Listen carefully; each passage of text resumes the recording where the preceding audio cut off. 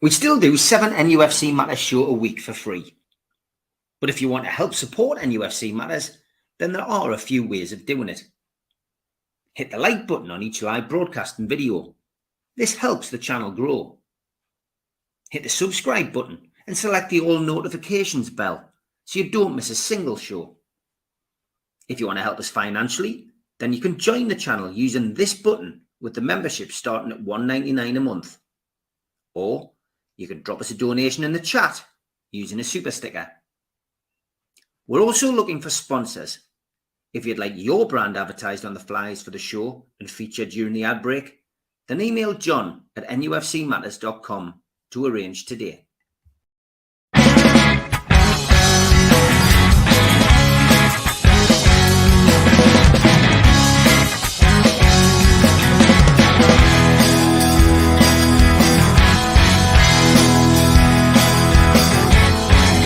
It's a question of taste with you, well, if you've gone sour, you want the world plus everything, but you won't work an hour. And now your questions are keep creeping, and you go and buy her flowers. You throw away the dreams we had, boy. I won't allow it. I said we're gonna fall out. Let's see you get out. I think we're gonna fall out. So shut your mouth. Good evening, welcome along to NUFC Matters, the professionals, and Mitch is just finishing his dinner. Stu's back from the Euros, and lots to talk about in the next 90 minutes. Lots of questions already coming in. Brian says, afternoon all. I thought Scotland were very unlucky the other night. That's cricket, not football, Stu. And we had a few things sent in which are time sensitive, so I will use them today. We had this one from Gav. He said, Braveheart before the game. And train spotting after the game. After about 20 minutes, I think. After about 20 minutes. Well, there's Scotland fans heading to the Euros. Certainly not Stu. Stu landed and stuck it out and came back, and he's away for more. And we did like Roy Keane's trousers before the match as well, Stu. You wouldn't have seen this, but some canny pants on him there, keeping his options open, though, you would say, with one flag on either leg. And this one as well. Apparently, most of the seats at last night's games had towels on them, Stu, until the Germans turned up. The jocks used them to dry their tears and threw them onto the pitch after 20 minutes. I think that's enough. But Stu, you sent us some footage. We stuck it up on the channel as a short. What was it like being there, mate? Just forget the result. Forget that. The atmosphere looked absolutely mental. I'm trying to forget the result, but it's still stuck in their mind. But the whole experience was unbelievable. As you've seen, I had seats where I could actually physically touch the dugouts. The Scotland fans were, as always, amazing. No trouble. And as they're singing, no Scotland, no party.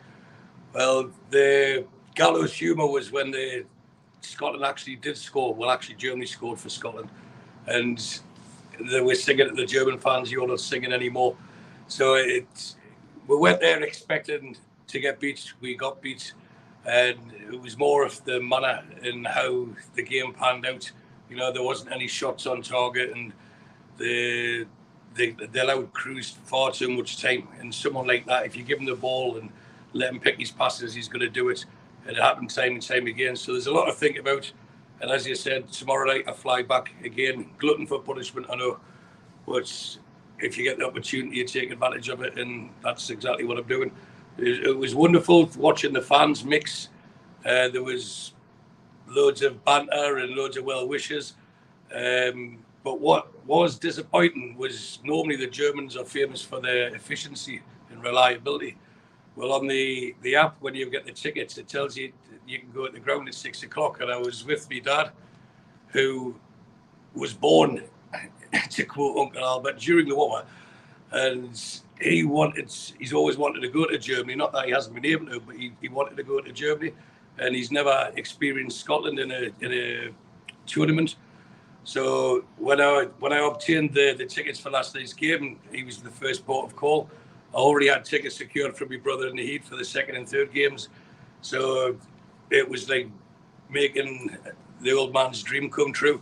So spending the couple of days with him was fantastic, and watching the experience. But as I said, with the German efficiency, we got there for 6 o'clock because we wanted to take in the atmosphere, and obviously he's getting on in age now. He wanted to be able to sit down, and we had to stand outside the ground from 6 o'clock till about 7:20, and there was loads of tens of thousands of fans wanting to do the same thing to get in. So eventually they let us in, and once he got in his seat, everything went great. And it was one of those moments that'll stick in me forever. Singing Flower of Scotland with your dad next year, and where we were, we could see I think there was 12,000 Scotland fans in one section, but I would imagine there was 20,000 in the ground in total. And what a fantastic stadium it is. Also, leaving yesterday afternoon, I think it was yesterday afternoon, I'm all over the place with the times. Because of this Brexit, you just can't go through passport control.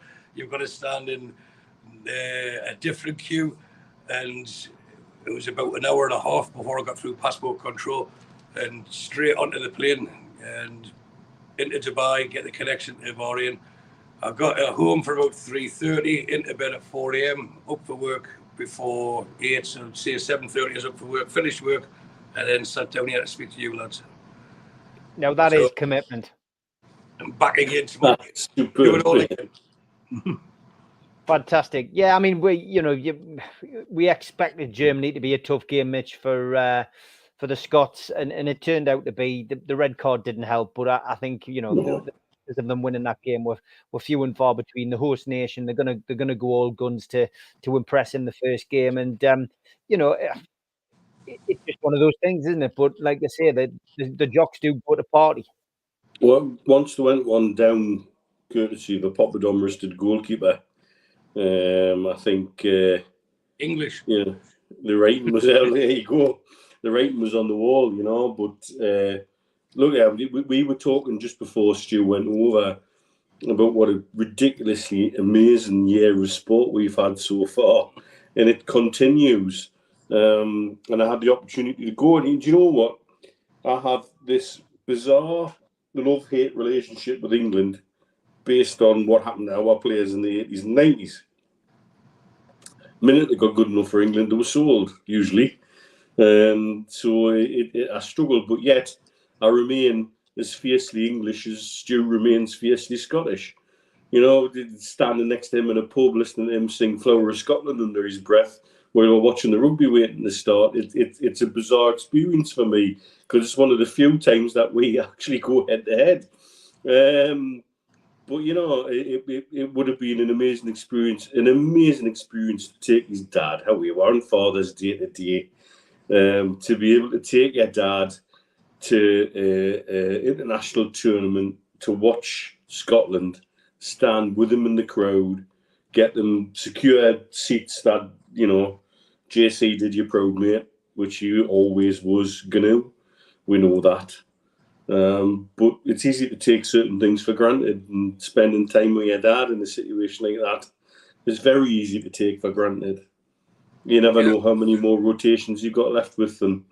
Sorry, just when we were leaving, obviously he wasn't good with the apps and stuff like that. So his flight was about 3 hours after mine, but he went to the airport at the same time with us, and I checked him in and showed him which queue he had to go to and everything else. And then he's not one for showing emotion, but he shook my hand with a firm handshake, and he says, "Thank you so much for everything. It means a lot to us." And it's one of those teary-eye moments. Wow. And I says, what do you mean? He says, "Well, you sorted the hotel, you arranged the travel, you got the tickets." And I just says, "Happy Father's Day for tomorrow." And that was it. And I scurried off as quick as I could. Nice touch, mate. Yeah, because you're a big bloody softy like me. Love it, mate. Love it. Great really stuff. Couldn't do more, could you? And I hope that he and your brother enjoyed themselves just as much, even though it was, like you, like me, you end up organising them, don't you? You become mother hen, and it's like, why do they come to me to die? It can be so frustrating. But at the same time, at the end of it all, it becomes such a memorable thing to do, and you're flying back there this week is going to be another set of memories, which I'm a little bit jealous. I'm not with you on that, mate, because I love being with you on trips like that. You create new memories. You create all sorts of different things you'll talk about for years and years and years. Win, lose, or draw. That's following Newcastle United. We've got years in the trenches for that. and so you come round from that and think, bloody hell, that was it. Do you remember when ... and that'll live with you forever.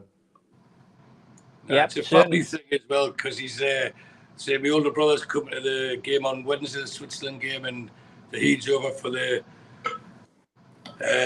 Hungary game next Sunday. So he's like, but I was first, wasn't I? No one remembers who the third man on the moon was, and no one remembers who was the third fastest runner. Everyone remembers who was first. So he's got the family bragging rights as well. So fair play to him. Fantastic. Yeah. Just want to say somebody else who's got family bragging rights is Chris Cooper, a regular watcher of the show. And he sent me this in. I couldn't get it in on Friday because we did a short Ramigos. But he said, "Hi, mate, if you've got a chance sometime this week on any of your podcasts, could you mention me son, Harry? He's won Players Player of the Year for Red House Farm in his first ever season. And I'm very proud of him. Thanks, pal." So well done, Harry. Keep it up. Is that a Scotland shirt he's wearing? It could be a Scotland shirt. You never know. But well done, Harry. Do you know what it is? That's the award to win. Because that means everybody else in your squad recognises what you do for that team, whether you're on the pitch, off it, or just by turning up and giving everything in training. That's an award to win. You're true. You see, if you speak to George, he'll tell you Mitch won most improved player every year. So the bar had to start very low to win that. But that's because of the 50 head, mate. It's not, but you're right. It's the Players Player of the Year means the lads in the changing room, they're the ones that recognise your contribution to the team. And it's definitely the one to win. So well done to Harry. Lots of people asking if you're going to sing Flower of Scotland, Stu. Oh, I did on Friday night. I bet you bloody did. I belted out with gusto, I was. I've got it on camera, on video, so I'll send it to you, but as long as you promise not to put it on any of your social media things, I'll send it to you. Yeah, no worries, mate. No worries. It was like I said, 20,000 people are singing it, but you'll hear my very dulcet tones, which I don't think you can say singing it, but I was saying the words loudly. Okay, lots of people talking about this as well. Barry Hogan says, "Stu, I noticed Tierney's being quoted as 10 million to get him from Arsenal. I still think he's a better left back than anyone else we've got. Do you think we will take that chance?" And I guess that's Blue Rhythm Boys' question as well. Does Stu still want Tierney at Newcastle? Scotland play him out of position, so it was difficult to judge his performance. And Tuna is asking, have you guys heard anything else on the transfer front? So combining all of those three questions, Stu, will come to you first. Right, regarding that, I promised I wouldn't mention his name. So regarding the player in question, if you watched the Scotland game, which I'm sure most of you did, it wasn't his best game, but the telltale sign for me was that every time Andy Robertson had the ball, he looked for Tierney, and he was always composed in the ball. He wasn't ruffled with it. A couple of misplaced passes, a couple of runs forward, but he still wanted to be involved, and he's one of the few top quality players in the Scotland team, and I don't think he should play for Newcastle just because he plays for Scotland. If anything, that should rule him out. But in all honesty, but I just think he's very good with both feet. He's quick. Like I said, he's composed with the ball. He picks a pass. He's tough in the tackle. He's positionally sound. So at 10 million, it is worth the. Well, it's not even. It's not worth it. It's not even a risk. He should be bought. But I can't, for two reasons. I can't see Arsenal selling them to us for that price. And secondly, would it slow down Hall's progress? But saying that, if we're going to play the thick end of 50 games next season, Hall could learn from someone like him, and it would be unfair to put 50 games on a young lad's shoulders, because Hall's 19 now. It'd be unfair to expect him to play 50 games throughout the course of the season. And if that player in question is injury prone, then, you know, let's say he plays 25 or 30 games and Hall learns from him. Newcastle as a club would benefit going forward from there, where we're not risking such a young player who will invariably have a dip in form. They will at that age, you know, they'll play some good games, some bad games, where the player in question is a seasoned pro. So the answer is yes, I would love him to sign. I'd love us to sign him. If we looked at this time last year, we were in for him and we're willing to spend 25 million on him. Arsenal, it's Newcastle, we want 30, and negotiations just halted at that stage.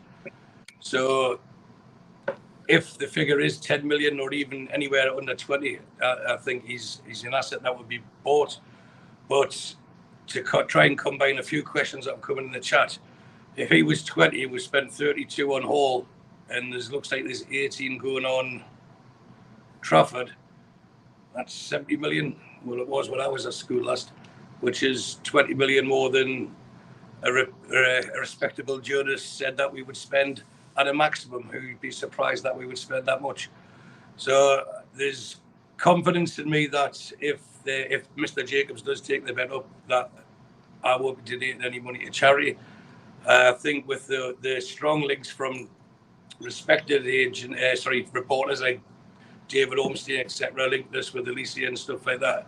It shows that this transfer market is substantiating a lot of the things I've said, that Newcastle are looking at this window is a sliding doors moment, where now is the time. This is the third year of the 5-year project. This is where we can make the effort. I think they're holding themselves back to see what happens with the Man City case. It'll determine how much we can spend. But there is definitely quite clearly money to spend, irrespective of what happens with Manchester City in their case with the Premier League. So yes, I would like Tierney. I've said his name, sorry. Yes, I would like him. They did last year, and Newcastle do have a tendency to go back for players. We've seen that with Botman and one or two others that escape me at the moment. But if they're on the radar, then why not? And hopefully, if you watch about Wednesday, you'll see why I rate them so highly. What's your feelings on Tierney? It's a story that keeps circulating. Mitch, are you changing your mindset on him? Would you like to see him come? Would you say that was an improvement, like Barry says? At the right price, of course, it's an improvement. But I think the signing of Lloyd Kelly makes a different perspective on it, because they've got effectively two players who potentially fulfill the same kind of role. And I think absolutely from what Dave's saying about if Target's on the way out as well, then yes, we probably do need another left-sided defender to create options and competition. But I think now we've signed Kelly, I suspect the focus might be somewhere else. I don't have an objection to bringing Tyne in at the right price. But I think I suspect on the back of the Kelly signing, we're probably going to be looking elsewhere personally. Yeah, I would agree. With Hall and Kelly, along with Big Dan Burn, we're sorted the left back unless there was movement with Big Dan Burn, which I hope there isn't, says Dean. Why would we go for Tierney when we've got left backs? We need other positions. It would be a waste of money, in my opinion. And Barry says it would allow Hall the option to play left midfield as well, which he enjoys. Talking to Hall, it's been very low profile, that Mitch, hasn't it? I mean, the photographs of him in the strip, but no real big announcement. Would you say that's because they announced him last year when they brought him in on loan, so they feel that announcing him again? Next financial window. I think it'll be, yeah, exactly. You've got to go into the next financial period, and that's when it'll be officially announced, I think. Because we're not in the new financial period, we've got to go at the end of this month. So I think nothing would be officially announced, and I don't know if it actually will be, to be honest. I think some of it will just end up in the accounts, and that's where you'll find it out. He's actually announced on the retained list at Chelsea last week or the week before. Was he? Yeah. Oh, he's still, sorry to interrupt, still technically a Chelsea player. Yeah. Well, so we talk about accounting periods and where the money needs to be slotted in. Okay. Alan Thompson says, Stu, if we spend 200 million, I'll vote for the Labour Party in the election. We've spent zero at the minute. 50 million pound spend is looking optimistic. I hope I'm proved wrong totally. I mean, maybe you should put a bet on with Alan. I will if he wants to take it. So, I mean, I honestly, I love watching Alan on the fans forum because I think he gives very, very good views and he gives realistic views. But on this one, Newcastle United only spending £50 million, he's well off the mark. You know, Eales himself was 60 million. And as I said, we've already bought Hall and they have to get another keeper. And for Newcastle to challenge where they need to challenge. And I think people are forgetting we're going to have the seller money, we'll have the Adidas money, we'll have the Champions League money, and there'll be more sponsors to come. I know there was a rumour with a huge sponsorship with some gaming company, but wait till they're officially announced that there'll be a lot more sponsorships to come, which will give us more, what's the phrase, current phrase at the moment, wiggle room to be able to go and buy. Now, just because the money's there, we've got very astute people making the purchases. They won't just throw money at it like Everton did just for the sake of it. They will have earmarked certain players for certain positions. And I've seen Peacock there from Leeds. And I know that's young Archie Gray, again, another Scots lad by generation. He has been watched a couple of times, but he wouldn't be bought to go into the first team. He'd be bought with a view to establish himself in years to come. But from all accounts, he is a top talent. So someone like that would be great. But this window, I think, it was a quote I used last week. This window is going to be more for the here and now. They can't keep building for the future and use that as an excuse not to progress. Now is the time they need to progress on the pitch. And I think by misfortune of not qualifying for Europe, it's actually give us the springboard to do just that, where we can put full focus on the three competitions that we're in, and the players aren't going to be playing. And I hate this 3 times a week thing because they don't play 3 times a week, they play twice a week. It might be twice a week, 3 weeks in a row, which is 6 times in 3 weeks, but still twice a week. You know, they don't play on a Saturday, Tuesday, Friday, which is 3 times in a week. So that's just one of my little bugbears. They will be spending, and we know that they need a goalkeeper. We know they're going to buy a centre-half, because they wanted a centre-half that went to Chelsea. The whole world knows we're after a right winger, and to get someone that's going to improve, and that comment that I've seen there about the player in question at left-back, is we've got left-backs. They didn't mention Lewis, who is at Watford, isn't he? Yeah. They didn't mention Target, so we've got plenty of left-backs, but the whole point of buying someone like the player in question is he's better than a lot of them, and that improves the team and the squad, and that's what we need to do. So by bringing the right winger in, bringing a centre-half in, you're looking at the thick end of 80 to 90 million pound, probably possibly even more. It depends on what level they go for. That is Premier League ready and ready enough to start, and the team that's going to mount a serious challenge for the top 4. So you add that to what's already been spent, and we're comfortably over 150 to 170 million. And I haven't even mentioned buying a centre forward yet. So that's where I'm getting my figures from. And we'll see come the end of August if I was right. Yeah, going to be interesting to see how things pan out. Lots of questions coming in. Try to get through as many as we can. Barry Hogan will go with that. He says, Mitch, we're being linked with Tomori at AC Milan with a 60 million release clause. Does anyone believe these crappy stories? Same with me. Are we going to outbid Chelsea for Eales? What do you think? I mean, Barry's doing the list. I think it was up to 120 plus, or maybe it was 144. I can't remember now. Eales isn't the case about being outbid. He's got a release clause himself. So we trigger it and Chelsea trigger it. It's head to head. And then he makes his decision over what he wants to do. And as ever, if he's a player who wants his head turned by money and by the fact he doesn't probably have to leave his Fulham-based home and all of that, which, you know, you've got to take all these things into consideration when players look to take moves. For the lad from Fulham, Tussin, you know, he probably hasn't that. He's not got to uproot his family. He stays put. He goes to a different club, and he's being given 3 times the wage at least than what he was on Fulham. So, you know, we've all got to sit down and say, would we consider that ourselves? You don't have to move house. You don't have to relocate, and we're going to give you 3 times the money. And you may or may not play every week. Or do you want to just take the money? And football careers are short, and some people look at that point of view of, well, I could have an ACL done tomorrow, and that could be me for a long time or forever. So you have to sort of put yourselves in their shoes a little bit. Tomori, for me, would be a dream signing.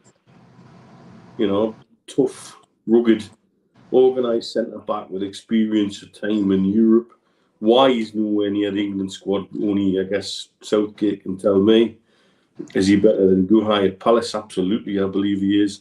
Is he better than Dunk at Brighton? Yes, by an absolute country mile, in my opinion. But there you go. Would I have him in a black and white shirt? Yes, in a heartbeat. Have we got the money to do that? Yes, I believe we do. I don't believe that we're hamstrung to the point that everybody believes we are, and it's why the fan base, why I had my little rant on Friday, the fan base is on edge and it's very easy to turn it. We could turn it in a second. Yeah, I am. I've got to be honest. I've got to be honest. Stephen Nucken's song is in my mind now, Mitch. He's just said, "I'd love to sign him." He says you could just hear the song now. That's Tomori. Yeah, absolutely. Yeah, for that alone, I will have him. Yes, but you know, it's one of these situations where we don't really know what the situation is. Nobody really knows. If any journalist tells you that, they know that talking out the top of their head, and I'm being polite there. The only people that know are the people who are holding the purse strings, and they're within PIF. I believe the decisions are being made at the moment. I believe I know who the individual's name is from some digging I've done, and it's somebody within PIF who has a long history of running projects for them very, very, very well from a financial point of view. Is it frustrating people within the club? Yes, possibly. Up to this point it has. I think also people are frustrated within the club because everything seems to be putting on our shoulders, and I'm sure we'll talk a little bit about that later on. But at the same time, I think they're going about everything in a professional and proper way, and we've got to be so careful, again, like we've just discussed on here many times. We do something that's perceived as out of line, the pile-on will be ridiculous. And everybody, hey, we told you so, this is what they're going to do, they're going to ruin the game. Bollocks. You know, but that's what we've got to do, because that's the way it's been painted by not just the Premier League, but by other clubs within the Premier League. So we don't really know how much we've got to spend. I, like Stu, believe we've got a hell of a lot more than a lot of individuals believe, but we've just got to let everybody crack on and let them do it. You know, let the people at the club who are making these decisions make their decisions, and let's get it done. Elise here for me would be a phenomenal signing.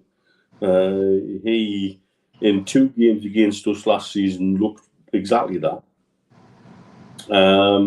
But it's not just that. If you saw the overlap interview with Patrick Vieira the other day, talking about his time at Crystal Palace, the one thing he wouldn't have anything said about was the players under his command at that club.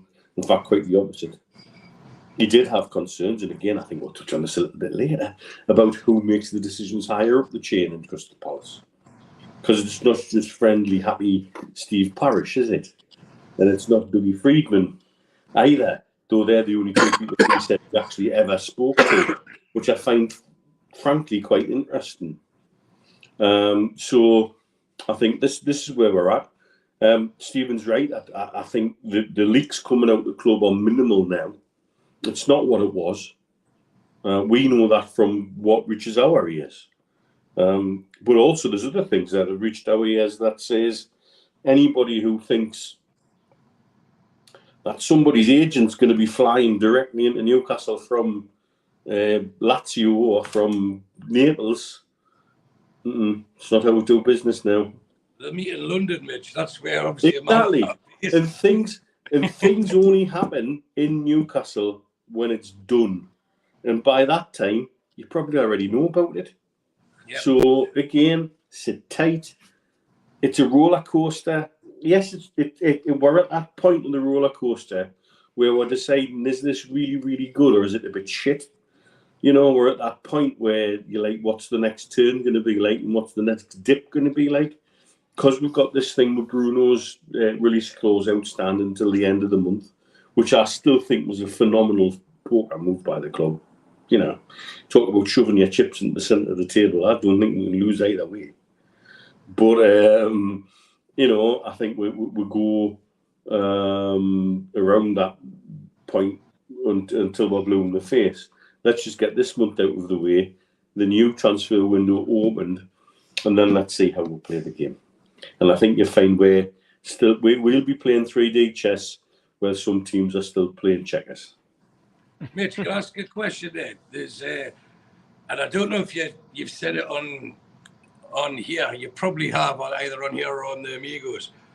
But I'm sure, well, I know for a fact we've had several conversations in the past where you put Tomori up as a player that you'd love to sign. And I don't know if you've said it publicly or... I don't think I have, no. or a stud, and that was not even 12 months ago, probably 24 months ago. And you give many reasons for it. And I know Steve Hasty was in the conversation, so it's possible it may have been one of the times he was in Dubai, or we actually did it on here. The second thing, it was great watching Alan Thompson there, saying I'd cheer him up, and he accepted my explanation. So he's moved on to you, Mitch. He doesn't believe Tomori and Alicia are coming. So, look, you can't be happy all the time, that's the thing. The thing is, we genuinely don't know what we've got to lash out. And there's two players... More than 50 million. Well, there's two players with release clauses that I think are not necessarily for young international footballers unreasonable. And you're right, Tomori is a player I've loved Tomori since I saw him on loan at Derby. I was on here, Mitch, because you said he was a shithouse. Yes, he is. He's an absolute... It was on this platform. He's a twat. There. He's one of those players you would hate to play against. You'll be handy. You'll have his hands on you. You'll have his studs on the back of your Achilles every time he possibly can. He looks as hard as goat's knees, as Joe Allen would say. And he just looks like an absolute twat. And yet, when it's our twat, that's when I'm quite happy. And I saw him play for Derby a couple of times when he was on loan there. I think it was probably against Leeds, to be honest. I think I was watching Goodfellas with Leeds lads. And he just looked like a hard twat. He didn't give a shit about what he was doing to the players in front of him. And he marked them tight, and he was pacey, and he's got the kind of pace that gets you out of trouble. But he also looked two-footed and smart. He took up really intelligent positions. You know, when you're watching a player and you're thinking, good God, you know exactly what was coming here. And that's what I see, and I've seen for a while. To see him at AC Milan. The other thing I've been impressed with him since he's gone to Milan is how quickly he's learned Italian. That lad's smart. He's not a nugget. You know, that's somebody who's gone all in and said, right, I'm here. I need to be able to do interviews to the press. Let's get the Italian sorted. That takes something special, I think, for a professional footballer, because so many of them, you know, we've seen Mickey do many interviews in English. Yeah, Mitch, I think the best benchmark we can use is Barry Hogan's list, where it'll clear 200 over the next couple of weeks as the Euros move on. Well, for most teams anyway, as the Euros go on over the next couple of weeks, you sit there on 200, and there's something I've said often here, is that if we sign 4 players, that's like 2% of the people that we're linked with.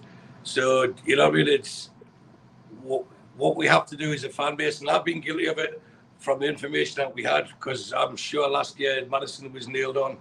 The fan base, let's say in general, I can only gauge the social media fan base living from afar. Everyone had fell in love with Paqueta or Paqueta or Paqueta, depends who's saying it. And they were signed and everything else. So it's very... We'll take a stance, and I think the best thing is, it's great if we get something that we know is of substance, we will share it. But at the same time, we can talk about players that we'd like, but that doesn't mean because we've mentioned Tomori now, or the player that everyone, I think, for the last 4 years knows I'd like us to sign. that doesn't mean that we're signing them. It's just us expressing our preferences of who we would like. But if we do catch wind or have a whisper from a reputable source, we will see it, and we've proven that time and time again. And here, so it's not just idle gossip. But that's why I asked about Tomori, because that could have just been you and me chatting in the bar and saying this is how I would like to sign. That doesn't mean Mitch has got told from someone that he's signing. So it's just to clarify all of that. Yeah, good points to make. Question. Good points to make. Okay, lots of people asking how your thumb is, Mitch. Small dressing now. To be fair, I'd have the covering off if it didn't look so fucking awful. It still looks horrendous. It's all scabby and black and what have you, but it's healing. Ask about your thumb, Mitch. Your thumb. Hey! Yeah, I know. 663 watching, 400 on YouTube. We've got 250 of you watching on Facebook, LinkedIn, and Twitter. Please go onto YouTube, search NUFC Matters, and hit the subscribe button. We do 7 shows a week, taking your questions. And Marky is in with this one. He says, "Question, guys: do you think Aramco are waiting for the result of the current APT Man City ruling? Waiting for Newcastle, maybe, or waiting for Christmas? What are we thinking there, Mark? Yeah, I think he means an involvement with Newcastle. A lot of people still seem to feel that Aramco, Stu, are potentially a team of people who would be interested in getting involved in Newcastle." It makes absolute sense that Aramco would get involved. If they're going to get involved in the Premier League, I think there's only one club they would be getting involved with, and that's Newcastle United. So whether they do or not, I don't know. But if Ben wants to go double a quid to the ground, he's going to lose. I'll say that at some stage in the next couple of years, Aramco will be sponsoring, in some guys, Newcastle United, whether that be a stadium, whether it be a training ground, whether it be, I don't know, international partner or something. I think a company, it's a huge global company, Aramco. It's one of the biggest companies in the world, where sponsoring someone like our team, as much as it's big to us, it really is goldfish feed for them, and it's a pittance. But for them to do it, and again, this goes back to the associated parties, sponsorships, and things like that. The kudos it gives them, it shows that they're supporting a team that the PIF are owning, for want of a better phrase, and it's nationalistic pride, it's regional pride, and it's us. When I say us, it's the PIF saying, "Look, we're with this as well." And by PIF, and I stress if, no, what I'll stress when Aramco get involved with Newcastle United, it will generate, and I'm trying not to swear here, a lot more supporters for Newcastle United within the Kingdom of Saudi Arabia and in the Middle East. And this is the bit where we've repeatedly said, how can someone sitting in the Premier League headquarters decide the strength of a partnership, of a sponsorship, and how much they should pay? The PF can, in this conversation I've just had now, was probably made $1 million in profit. That's how much money they're making. So if I keep talking for another 20 minutes, they could give us 20 million quid for out. So that's the sort of money that they make. And genuinely, unless people have been to Saudi, and I don't mean just once in 8 years and be a Saudi correspondent, I mean visit there on a regular basis and see the changes and speak to the people, which I do on a regular, daily basis. I speak to probably 20 Saudi wealthy people every day. And the pride they've got in their nation, the pride they've got in the change that their nation has made, and the pride they've got in how the royal family are improving the reputation of Saudi Arabia is immense, and it's that you can't measure in sponsorship. So if a company like Aramco decide to say, "I tell you what, we'll give you training ground spots at 20 million quid a year," that's just a figure I've plucked out the top of my mind. It's nothing to them, but it would mean so much to Newcastle, and it would generate so much more money, so many more positive eyes on us in the region. And then other companies sit up and think, well, if Aramco is sponsoring them, we should be getting involved. And this is the knock-on effect it has. So a long-winded way to answer the question. Hopefully, Aramco are watching and they decide to take us up on the $1 million per minute. But yes, I genuinely believe that Aramco, in some shape or form, will be sponsoring Newcastle United within, maybe not this summer, hopefully this summer, but as quick as they can, and for a figure that could be game-changing for us as a club. Aramco could be a huge sponsor, massive in Formula One, which could be the Monaco F1 link that Amanda was on about, millions for stadium, training ground, etc. Aramco could be on board for the training kits, says Dean Young. Tim Ken says Aramco would be a huge sponsorship with a massive brand. And Ian says, I'm waiting on Aston Martin sponsoring the training gear. Would Aramco not want the front of shirt sponsor? Aren't they the biggest company in the world, Mitch? Stadium, training ground.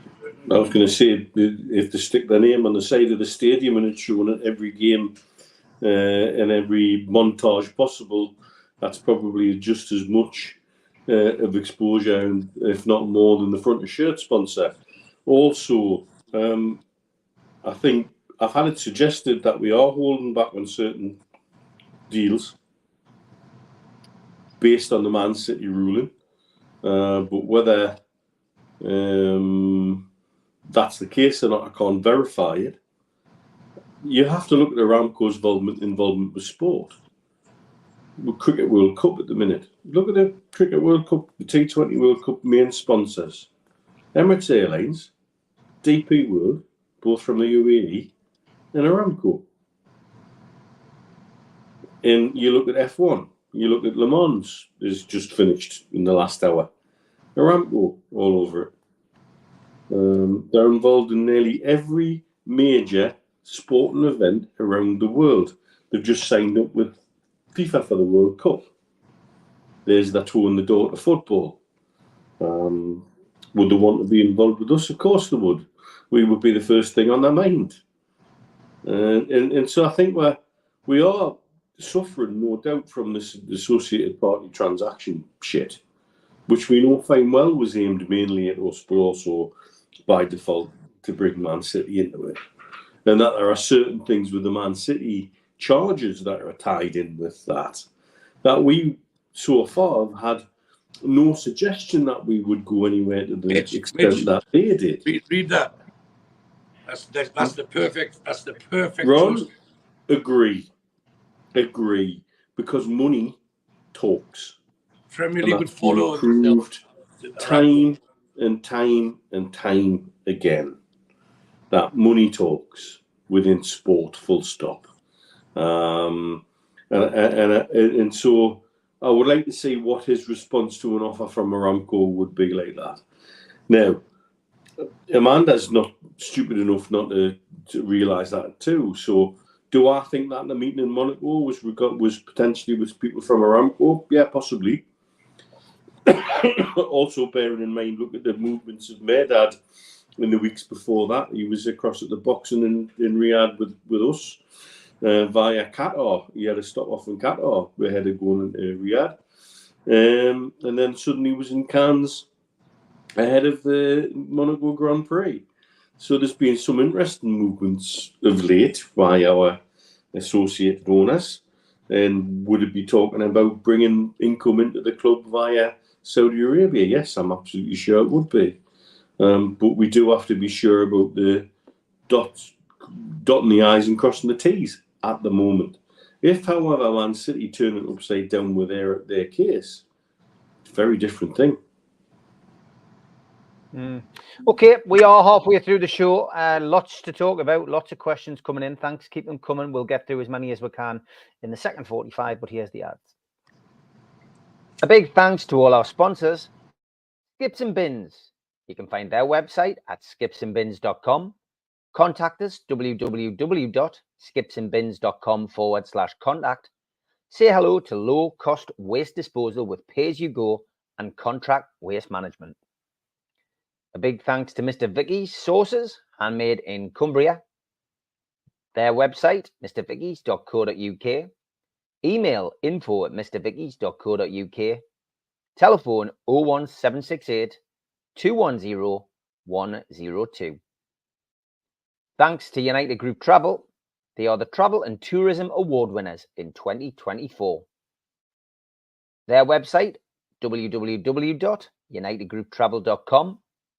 Email beverly.ugtl@gmail.com or telephone 01670 632 460 or mobile 0791 666 4174. Just £30 per person deposit. There are no strangers on our tours, just friends you haven't met yet. A big thanks to Media Arts. You can find them at www.media-arts.co.uk. And don't forget, we are a podcast. You can find us on iTunes or Spotify or other podcast providers. If you want to help the channel grow, then hit the like button, the little thumb underneath the video, click share and share to your social media, or join the channel for as little as $1.99 a month.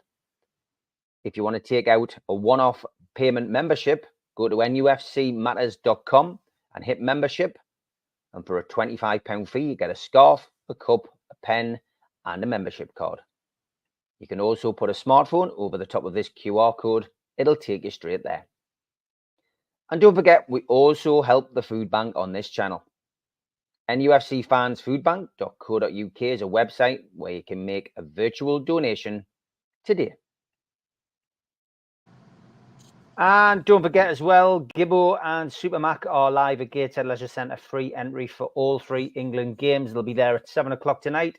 And obviously the next game will be Thursday. They'll be there around about 4 o'clock. But get yourself in for the pre-match talking with them. They're doing pizza and a pint, I think, for a £5. So well worth going. But it's free entry for you to get in and watch the match. The end of season do, of course, Supermac and Gibbo and George on stage with the long sounds. And that tickets are £10 and tickets from nufcmatters.com, newcastlelegends.com, 20th of July, 5 o'clock until late. And Gibbo and Supermac have got their own event going on at the City Hall, and that is the 2nd of August. Tickets are £15 via ticketmaster.co.uk, or you can go on to Voucher and get some tickets on there too. Okay, try to mix it up with the questions. We've got quite a few different avenues we could go down. We'll have a look at the England game, of course, before we finish. David McLeod, I like this one. Short and concise. Is Darren Eales the right man to take us forward? Mitch, I'll go with you first on that. Here's a good question. He always seems to be able to turn up with a pint in his hand for the good news. He doesn't necessarily come across as somebody who's there to handle the bad news very well. However, he was brought in to a ghost ship. People understaffed massively. People probably doing jobs way above their pay grade and doing them the way they thought best or the way Ashley thought best. That's a culture that has to be broken, dismantled and rebuilt. That doesn't happen overnight.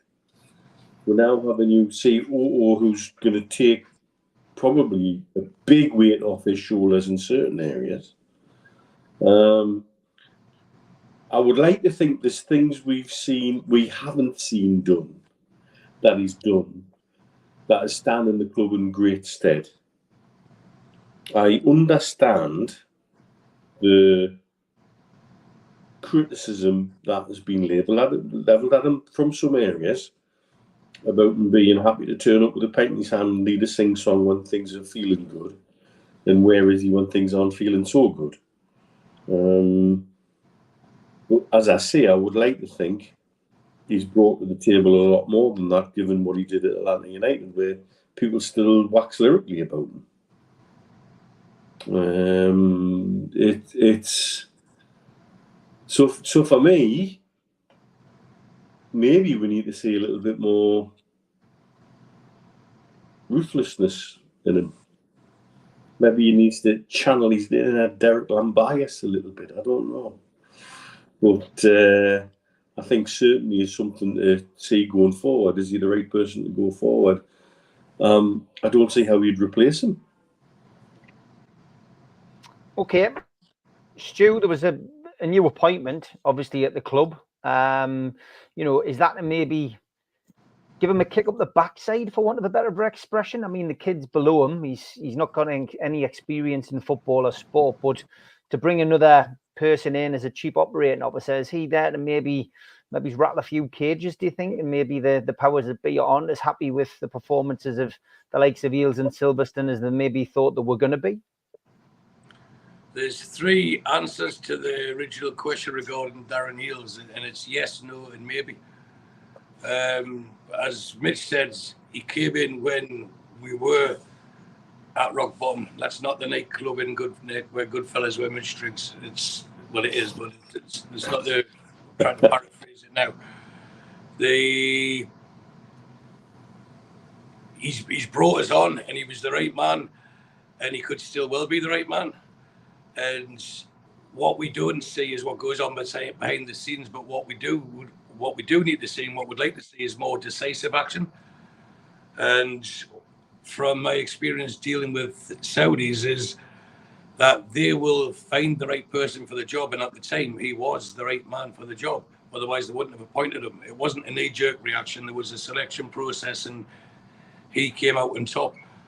And I think for especially the first year, he dragged us up and he's took us to a stage. But you could run parallels with the same with Eddie Howe. You know, he was the right manager for us at that time. Is he still the right manager? I 100% believe he is. So should the same questions be levelled at Darren Eales? Now, what the Saudis will do is they will take decisive action. You know, and they're always looking to progress. It is a progressive nation on the field, off the field, in any political arena, any human rights arena. They are looking to make progress. In fact, they're not looking to make progress. They're making huge strides in everything that they do in a positive way. And relaying that to Darren Eales, if they weren't happy with him, he would be told that they're not happy with him. And if they feel that there's room for improvement, they wouldn't just say you have to improve. They would tell them, they would set out a plan. This is what we're expecting from you. And they would give them a roadmap and say, we hired you because we believe you're capable of doing it, and do it. But I think conversations like this should be held and with Peter Silverstone and to appoint Amanda, because she's going to be doing a lot of and I know that it's wrong to even suggest that she's open to criticism, because we've spoke so highly of her, and if it wasn't for her, we wouldn't even be sitting here talking about Newcastle in the Premier League. That's my firm belief. But the future is much brighter for what they've done to help us get to where we are. And are they capable of taking us to the next level? Well, they're the ones in the position. So as I said, they've got the roadmap, and they'll be given an opportunity to prove it and say, this is what we expect from you. Are you the person to do that job? We believe you are.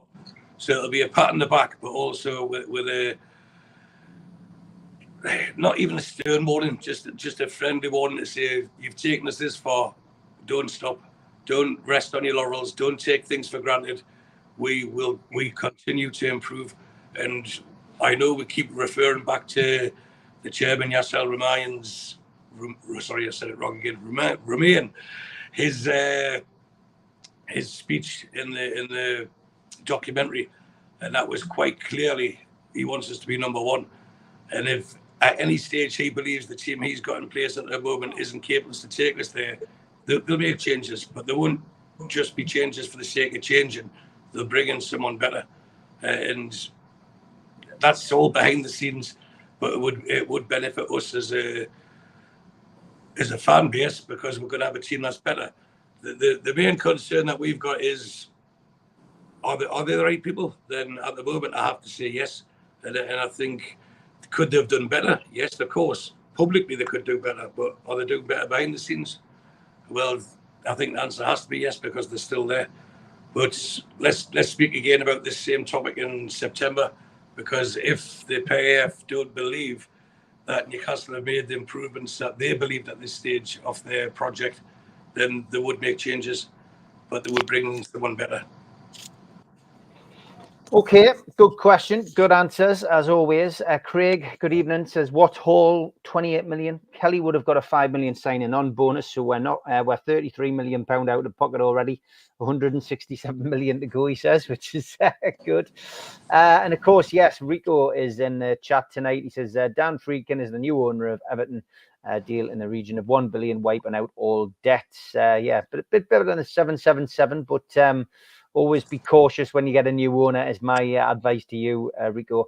Alan says, That confirmed now.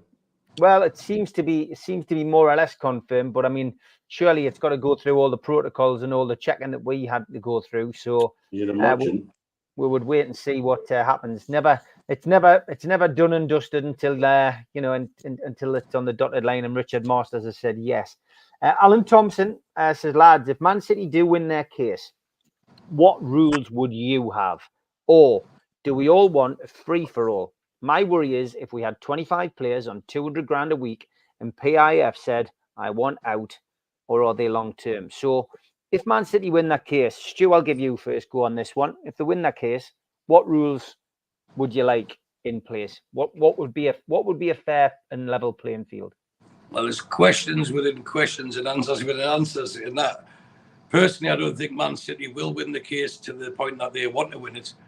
And if they did, we as a club would probably benefit more than any other team on this planet. But I don't think they'll win the case. But what I think what will be created from it is sponsorships, like we've discussed earlier, like with Aramco and other big companies within the Middle East who want, and I stress, want to be associated with the PIF. And they will pay extra for that. And I'm sure we'll talk about sponsorships of other clubs later on, because it seems to be Newcastle that get the thick end of the stick most of the time. But I think it'll create enough to allow us to spend more money. But I still think the same, use the phrase roadmap again, will be used, where they won't just throw good money off the bat. They've got a plan in place, but it'll just give us more allowance to improve the squad quicker than what has been in the past. So instead of getting, just for argument's sake, a £10 million sponsorship, that would create a 30. I don't think the PAF would want adverse publicity against them. That's not what they've bought Newcastle United for. And they want to achieve success for Newcastle United long-term on sport merit, not just because they went down, shall we say, the PSG route and collected global superstars like we used to collect Panini stickers. So I don't think PAF would do football manager style, okay, we'll sign him, and give everyone eye-watering contracts like what they've done in their own league. But that's a different model altogether. That's trying to bridge about 5 decades in 5 seasons. With Newcastle, it is a work in progress, but they are being restricted. So with Man City, I think the best outcome, and I think the fairest outcome all round, was, okay, we won't just stop your sponsorship just because we can. We'd have to look at it and take on board what you're actually saying. And to answer the last part of Alan's question, they are in this long term. Every single indication they've given, every time there's been any quotes, any time we've needed money, they've spent the maximum. They give us as much as they possibly could. So yes, they are long. I say yes, they are. I'm not speaking on their behalf, but my opinion is they are committed to us long term. And something that Mitch and myself have referred to many times, losing face in this region is a lot worse than losing money. And if they just walked away from Newcastle, I think there's more chance that eventually they would say enough is enough, and they'll challenge the league themselves. But by getting involved with FIFA and everything else, it makes things a lot easier for Newcastle. It's just long term. What we are all guilty of is wanting success now, and so do they. But if we have to wait, it'll be worth waiting for. But I think what is asking for is a fair model. And I know we've discussed it too many times, but how can a club with nigh on $1 billion debt be allowed to spend money, in a club with no debt, with owners willing to spend money not allowed? And how can you catch a team that's always allowed to spend more money than you? and that's under the guise of financial fair play. It's anything but, and that's not what Manchester City are challenging. By the way, they're challenging the associated parties, where they can sponsor themselves. So I trust our owners to, even if they were allowed to sponsor us more or have companies involved with them to sponsor us more, it wouldn't be a case of front of shirt sponsors now $500 million. The stadiums now naming rights is $500 million. The training grounds I don't think they would go like that. I honestly believe they would put us on an even keel with like the Tottenhams and the Liverpools and stuff like that. And they would just say, right, that's what they're in, that's what they're generating. We'll give you the same, and then it's an even playing field, because they don't want the gloss, they don't want the bad reputation of being told, yeah, you only bought success. That was leveled at Chelsea. That's been leveled at Man City. They want to do this organically, naturally, and sportingly as possible. But when you're getting restricted, I honestly think they would go to challenge it before walking away, because they are totally invested in Newcastle United. I think everything they've done tells you that, and I don't think anyone could point to something that makes you think that they would walk away from us. England's bus just left the hotel, just short of 3 hours. News. Just short of 3 hours to go until the game kicks off. And obviously reports about England fans in trouble. Well, it looked like Albanian and Serbians. I think the German police have come out and confirmed that. So England fans not causing trouble, despite the stuff that you see on social media. As usual, England fans attacked, having a quiet pint by other supporters looking for trouble. But yeah, this is an interesting one. I mean, you know, Mitch, the question from Alan was simple. You know, what would you like to see? What rules would you like to put in place? I mean, we could do probably 7 shows and 7 nights a week covering that alone. I just wish everybody'd stop shitting their pants about Piff walking away. If they were going to walk away, they would walk away by now. We've had enough shit and enough unnecessary shit thrown at us. And we've had more this week, which I think we'll probably go on to talk about. Well, let's talk about that now as well. Talk about that now as well, Mitch. Okay. So an athletic article about Noon and their practices with workers in Saudi Arabia. What is the angle that our article's coming at? Okay. For starters, Noon isn't a Saudi company. It's part owned by PIF, but it's a UAE company. Workers' conditions in the Middle East. Yeah. Owned by your chairman. And workers' conditions in the UAE and in Saudi and in the Middle East in general is something that's been in discussion for many years. For those of us who lived in the region for a number of years, it's something we've seen changes happening. Are the changes happening quick enough and big enough? Probably not. It's certainly not what it was. There was certainly when I first come to the Middle East, for certain employers, employee equaled slave. There's no doubt about that, and I don't think that happens so much now. There's more regulation in place to protect workers generally across all the Middle East. Is it perfect? No. Does it still need change? Yes, absolutely. And I think expats out here would agree that. One of the things we've had in the UAE recently is one of the food delivery companies made a statement saying, if your food's late, we'll dock a dirham a minute off the rider. And it got to the point where the riders were coming so bloody quick, they were doing wheelies over the speed bumps, and your food was coming mashed at either at the back of the box, or if you'd ordered a pizza, what you got was a calzone. And you know, it was a joke, and it was an absolute shambles, and there was enough furore even in the censored and monitored press in the UAE. There was enough furore made about it for people to turn around and say, no, this isn't on. We're entering the time of year where construction companies now have to give a midday break to their workers. You'll not see some of the things you used to see on construction sites yet. That article's talking about Noon, who basically are a delivery company. They're like Amazon. And yet they don't talk about construction companies in the Middle East now. Who's Arsenal's training ground sponsor? Sober Reality are an Omani company. Really? Yeah. And Omani company started by an Indian who has Omani citizenship. Let's have a look at the practices of construction companies here in the UAE and in the Middle East in general. Because I tell you what, it'd be worse than noon. And yet they're not doing articles about them. And what we're seeing is the geopolitics we talked about way back when we were talking takeover was complicated by the Qatar crisis. And it was a subtle, local, regional, brother-on-brother family affair with geopolitics happening. What the geopolitics that's happening now in the Premier League is simple. It's American money versus Middle East money. And so an American publication is going to do all they can to decry Middle Eastern money coming into the game. And yet, yes, Alan, he is. And yet, we're not going to say anything about those practices.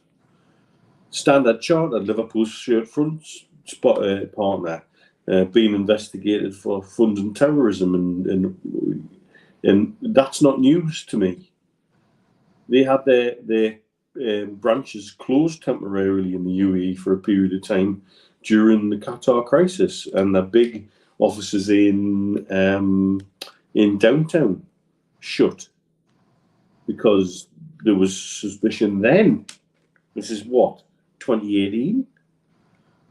That they were funding terrorism and they were funding groups associated with the Islamic Brotherhood and other things that you have connections to Iran and beyond. There's always something, somewhere. Juna's absolutely right, that you can pick up. This isn't whataboutism, though. You can't say that the practices that are applied to delivery drivers here in the UAE are fantastic. They're not. They're shit. That's why I have a bucket of water next to bottles of water next to my door if I have a delivery, especially at this time of year. The driver always gets a bottle of water or a bottle of juice because they kill themselves on their bikes, wrapped up in their leathers and in their helmet, and it's bloody 50 degrees on an air-cooled motorbike, by the way. So imagine how hot that is. And they're trying to bring you lazy fucker, your food or your groceries, because I can actually call the grocery that I can see from my bedroom window and have a little man bring my groceries up to us if I really want, and I want to be a lazy git. And it doesn't cost us that much. It costs a pittance, a couple of dirhams, which is like, what, 34 pence. So, yes, there's lots not to like about working practices here in the Middle East. There's lots that need to still change about working practices here in the Middle East. And we can stand up and say there's two people who've lived in the Middle East a long time. Yes, it's got better, but it's still shit. For a lot of guys. A lot of the low-paid workers, a lot of the construction workers, the delivery drivers, the guys who live in shared accommodation where it's 8 to a room and you've got AC if you're lucky. You name it. We've seen it all. Does it get any better? Yes, it's getting better. Is it perfect? Way from perfect. But any attack made against our shirt sleeve sponsor is dragging Newcastle United and by default Man City, because they're also the Man City's, I think, regional delivery partner here in the UAE. And so they've got ties to Man City too. And that's exactly what the American-based press want to do. They want to paint Middle Eastern money equals bad versus the American money is the saviour of football in the UK. And then you go to other things going on, like the shirt front sponsorships at Wolves and Crystal Palace. Mysterious partner, Southeastern betting companies who both registered at the same time in 2023 in the UK, both created Twitter accounts at the same time in the UK, and they end up with 4 followers or something like that while they're announcing multi-million deals with shirt fronts for 2 Premier League clubs, one of whom who has, American connections. Curiously, the other one has Chinese connections, and I cannot work out what the connection is there. However, the one with the American connections has a Delaware company, which could be stacked full of bloody Chinese, for all we know, that could be helping their friends. But we don't know because we're not allowed to know. But that's fine, according to the Premier League. If you look at the 2 companies' native websites, they're identical. except for the colours. And this impacts on what's going on with Man City, because this is one of the things that they had with one of their sponsors, was a native website, a made-up company whose images were taken off of Getty. And when you looked at where the servers were being hosted, they were being hosted in Abu Dhabi. The one who's just sponsored Crystal Palace, their founder's picture is apparently some Chinese TikToker who died 2 years ago. It's crazy. It's crazy. And yet, all passed by the Premier League. Everything's fine. Nothing to see here. There's not a thing to see here. Imagine if that was us. Imagine if that was Man City. There'd be fucking hell on. And yet, not a word. Not a word. Everything just going totally fine. This is all totally great. Absolutely brilliant. Not a problem. It's ridiculous, guys. And when the more you dig into it, the more you dig into where all this is going, it comes to the very core about, well, what are you actually doing in the Premier League when it comes to vetting sponsors? You've allowed Chelsea to have a shirt front sponsor who's part owned by the owner of Chelsea, and they're sponsoring Chelsea at 5 times the turnover. How does that work? How's that sustainable? How is that being sustained other than by nefarious means to get around the rules? And again, they want to question whether Aramco wants to come in with their money. They want to question any other Saudi company that comes in with their money. And we're the ones that are suffering for that. And yet, you've got many examples like this. And it's in this season, suddenly, this coming season, with shirt front sponsorships from weird places in Southeast Asia that have absolutely no way to add up how that money is made or got there. I'm telling you right now, when they dig into those websites, it'll be exactly the same as 8xBet or Man City's betting partner, and you'll find it's all run by AI. The betting patterns are all done by AI, and none of it's actually real. But where's it actually coming from? Because the two questions are then remain is why Wolves and Crystal Palace, who combined are also two teams who voted with some of the red cartel on various things of late. And one has a Delaware company that we don't know who's involved with, and the other one's owned by Chinese, who are all up in arms about how Chinese sites are worked and what they're doing with people's data from things like TikTok and beyond. To say it stinks is an understatement. To say that I'm riled about it is an understatement. The challenge we have is to have a sensible debate about all this without it coming across as whataboutery. And that is a big challenge for us. But I think if you want to talk to any two people within the Newcastle United fan base who can have a sensible discussion about working practices in the Middle East, you've got the two on here right now. Yep, here. Lots of questions, as I say, coming in. We've got about 15 minutes left. 745 of you given up part of your Sunday to watch us. We never take it for granted. Thanks very much. Facebook, LinkedIn, Twitter. If you're watching on there, please open another window, go to YouTube, search NUFC Matters and hit the subscribe button. It is free. We do 7 shows a week. Dave and Oz, good evening. Says, can we legally appoint a director of football while we have one on gardening leave? Is that not constructive dismissal? Mind you, I'd love to see Ashworth twiddling his thumbs for a year. Other questions come in about that. But yeah, I mean, Ashworth's gone quiet. Other people asking, any news on the director of football, Stu? Those two questions. I just want to go back to the previous question, if you can keep that on screen, Steve, because I wanted to say when Richard finished and say, that's what I started writing down. That was a party political broadcast by Dr. Neil Mitchell on behalf of the Geordie's Drink Lots of Beer party. No, but just to carry on from what Mitch was saying, and by no means is he trying to justify poor labour practices in this country, or say this country, this region, or any country in the world. Anything but that. Two rights don't make a wrong, and we know this.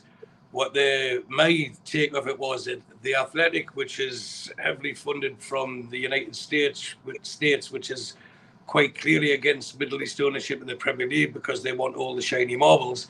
They'll dig up any story they want, and it makes either Manchester City or Newcastle United look bad. Not the football team, but they get by association tarred with the same brush. Yet, where was the outcry when Mike Ashley was paying his staff 0-hour contracts, and there was ambulances going to the Shirebrook factory on a daily basis because people were working too long and scared of losing their jobs, too many hours and things like that. So again, glass houses, but now that makes me sound like I'm justifying it. But to back what Mitch was saying, in the time we've both lived in this region over a decade, and in that time, the changes have improved, but to be honest, they couldn't have got worse, but they are getting better. And they should get better, but it's been recognised now, and change takes time. But I can assure you that there's more change happening in this region, positive change at a rapid pace, more than anywhere else on the planet. So it won't happen overnight, but it is happening. And as Mitch said, where was the fingers pointed at Liverpool's owners, Standard Charter, who have been strongly linked, and I will say not allegedly, strongly linked by other people who have done research to be sponsoring terrorist groups. What about Arsenal, who had their stadiums named after the Emirates, which is United Arab Emirates, which is Dubai and Abu Dhabi, etc. And Sober Realty, which is works in the same line of business as I do, where we know we have, they have labourers working at this time of year and now on 50 degrees heat, 12-hour shifts with 15-minute breaks twice a day. And then they get shipped back out, or bused back out as it is, not shipped, to their accommodation where they'll have 6 in one room. That's what's happening, and this is improving. And I'm not even going to joke, the improvements are there's now only 4 in a room. It's 12 hours, 6 to 7 days a week. In that heat, you go back to your room. They don't have Sky TV. They don't have any satellite television. They go in, sleep probably in a bed that's been slept in by someone who's on the other 12-hour shift, and it gets swapped over like that. So it's not great, but in fact, it's worse than that. It's despicable, but it is improving, and the salaries are improving. If we look at places like China, and I don't want to go down a rabbit hole of human rights, etc., the point that we're both making is that although the UAE, the Middle East in general, is culpable of abusing the pay, I think it's more the pay than anything else, not the conditions that they work in, because it's by choice. That they're not kidnapped and told they have to do it. They're doing it by choice because they're getting paid more than what they were, than where they come from. So that doesn't make it right, but things are improving.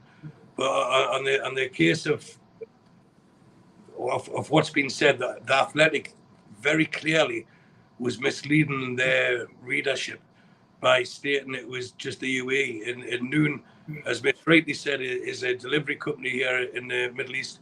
But how many companies in the Premier League have got links with the Middle East? But they seem to just target Noon, who are sleeve sponsors of Newcastle United, because it suits what's happening. And you'll see it time and time again. The Athletic are now just a mouthpiece for American ownership. And they come across as all very... Well, I nearly said something I shouldn't have there. I'll tell you the group I was going to say, but they're now coming across. They now come across as like where they're too righteous, and they believe that they're better than everyone else because they've got more academic people working on their behalf. That doesn't mean they're right, and unless their boots are on the ground, how can they even stand to pass judgment on what's happening? Because I can guarantee you the bloke sitting to my left, it might be your right as you're watching it, but to my left, could write a better article about working conditions in the Middle East than any of the Athletic journalists. Now, their job's to comment on sport, not on other things. But again, it's the same stick they want to use. Let's bring it out. Hit Manchester City, hit Newcastle United. But they fail to look at Crystal Palace, Liverpool, Arsenal, Wolves, Chelsea, if they want to do that. Because I know for a fact that our owners have a maximum of 5% stake in Clear Lake, because that's what they're allowed in the equity funds. So are they having to go at them as well? No. So a lot of it, you just got to ignore it. To me, it's like the transfer windows. We can't fix the world's issues by supporting Newcastle United. What we can do is cheer the 11 guys that are on the pitch at any one given time to do the very best for us, and that's what we're getting. And that's not me sticking my head in the sand and ignoring it. I'm fully aware of the issues that are going on worldwide, and as long as they're in the public domain, fine. But let that be in the front pages of the newspaper, not in the back pages, so to speak. It's not for sports journalists who have little experience or no knowledge about it talking about stuff like that. And it's only for one thing, and it's to cause trouble. And that's the bit that's wrong with it. And I'll give you an answer about Visit Rwanda on Arsenal shirts. I've had it suggested to me that the Visit Rwanda campaign is being handled by a company called Donata, which Stu will know very well. Absolutely. Because it's wholly owned by Emirates Airways. Yeah.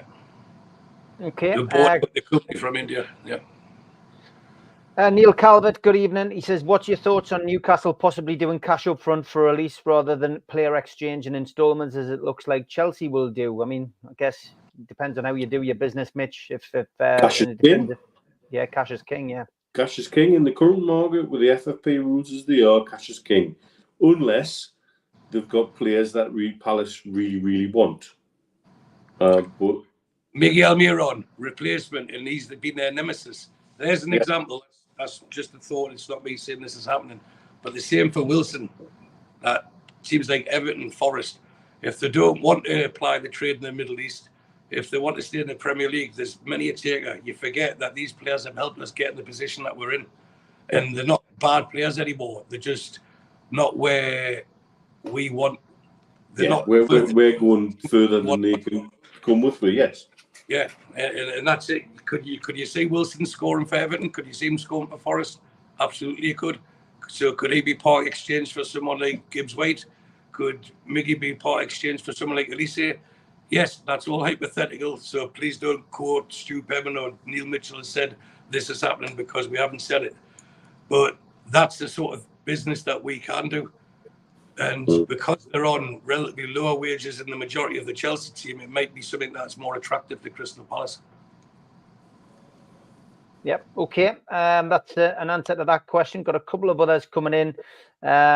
Gary says, what everyone wants to know is who leads who astray whilst on these trips that you have together, Mitch and Stu? I think it's like a sort of a coalition of minds. Blind leading the blind. That takes things off sideways eventually. We take turns in being sensible for a couple of minutes and then just get messy again. Yeah, so, then the words, oh, fuck it, just click in. Like, we're only here once, so we justify the reasoning for, I wouldn't say reckless drunken behaviour, I would say drunken and reckless behaviour. It's definitely Stu who leads me astray with Malverno when he gets over here. Find out next month, mate. He always pours the glasses. The fixtures come out Tuesday morning. Who would the lads like first match? Stu, who would you like first game? I did laugh at Alan's comment before he went, I've just seen an early review of the fixture list. It's Manchester City away, Liverpool away, and Manchester United away. Who would I want first match? That's a good question, actually. I'm not really that bothered because, the coin the phrase, it levels us out over the season. I wouldn't mind an easier start, and then the teams in Europe get playing them when they're in Europe. If you could draft your own fixture list, but thankfully we don't have that many players involved in the Euros. We do have a couple of very good players involved in the American Copa America, but the majority of our squad are being rested, and I wouldn't mind taking on one of the top teams, but we tend to get either Man City away or a Tottenham at home first game of the season. But I like saving Tottenham for later in the year. So first game of the season, I would go for who I think, not who I want. Someone like Leicester at home. let's welcome them back in the Premier League with their points deduction and no money to spend, and see how they like the financial fair play rules. And I've just realised I've said Leicester. That's not a slight on Ben Jacobs, but let's make it like another 7-1. Okay. What about you, Mitch? Who would you like first on Tuesday? Similar to that, anyone at home. Let's start at home. Arsenal, get them beat. Yeah. All right. There you go. Next question. Trying to get a couple which I'm going to have long answers. Okay. Yeah, we'll go with. What's your prediction for the England game, lads? Do you want me to go first? Yeah, go on. You're smirking. As it's his team. Well, before I answer England, I'll talk about Scotland, and I'll just say my most positive defence of what's happened is Friday's game would define if we qualify or not, and thankfully for that. But for England, I've been in a chat this afternoon that Mitch was privy to on a WhatsApp group, and I know I've said this many times before. I don't dislike England. I just don't support them. I'll watch the game like it's a football game. But to be honest, because Gordon and Trippier are playing, I want Gordon to have an absolute stormer, and I want Trippier to stay fit, because that'll generate more money for us during the coming weeks when he's sold. I really want him to have a stormer, and just for balance, I want Shaw to have an absolute nightmare to score an own goal and be sent off after 10 minutes against Scotland on Wednesday. So regarding the England game, the results, I've actually had a bet on England to win 3-1. I don't think that'll surprise anyone on their scoreline, but if England win 3-1, I'll be happy. I honestly, Steve, I'm not bothered if England win, lose, or draw. I've said it so many times that this is their tournament to lose, and I don't say that as any form of reverse psychology. I just think they've got a pool of players. If they click together at the right time, they're better than anyone else in that competition. Yeah, fair enough. Okay, Mitch. England tonight, first game, Mitrovic and all Serbia, of course. Our first game. How do you see it going tonight? I think they'll come up hard and give a hard time for the first 20 minutes. Whether that storm will win 2-0. I think England have to score first. I can see Mitrovic getting sent off. England have to score first, because the way they're set up is very offensively, and if they score first, the other team have to come out. Whoever they play in the group stages, they're going to have to come out, and England are more than capable of getting 3, 4, 5 against any team. Particularly with Trent Alexander-Arnold in midfield. He's a strength you've got to play to, and his strength's going forward. It's not defensively. But you've got to see against also, if England do concede and they go chasing the game, that's their weakness. That's their Achilles heels, where they can get caught on the break. Yeah. So if England, for me, if they score first, they'll win every game they're playing all the way through to the final. I'm going a 1-1 draw tonight. England will draw. Always got up to a slow start. Southgate won't pick the right team and will end up drawing. It's not coming home. It's not coming home. You heard it here first. But enjoy the game wherever you're watching it. For now, Mitch, thanks a lot, mate. Stu, thanks a lot. But thanks to everybody in the chat. Thanks to the moderators, as always. See you tomorrow night, 6 o'clock till 7, where we'll be dissecting the England game amongst any Newcastle headlines. Take care, guys. Cheers, everyone. Enjoy your match.